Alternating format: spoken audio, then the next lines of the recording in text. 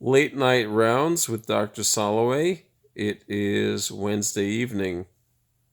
How do we distinguish rheumatoid arthritis from osteoarthritis?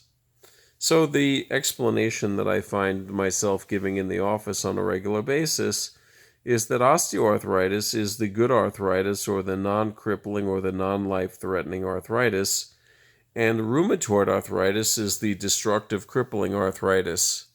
It goes a little bit deeper than this.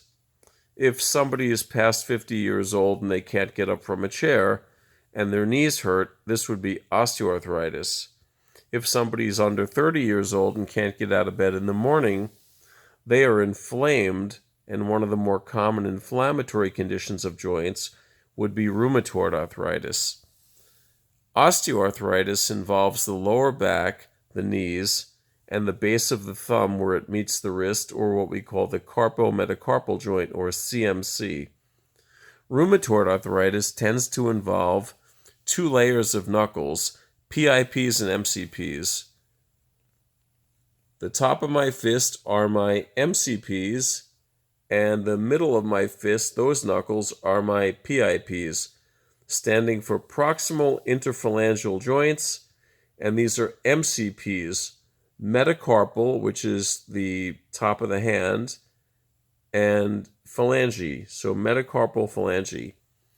Rheumatoid arthritis typically gives involvement of those joints in a symmetric pattern. What that means is if you have it on the right, you have it on the left.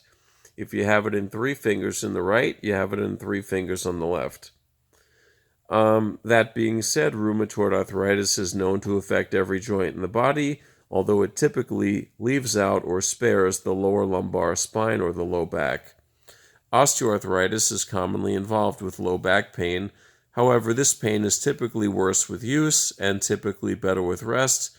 This pain is often made better when people lean forward on the toilet seat or when holding the shopping cart walking in the supermarket. The treatments typically start with acetaminophen or Tylenol.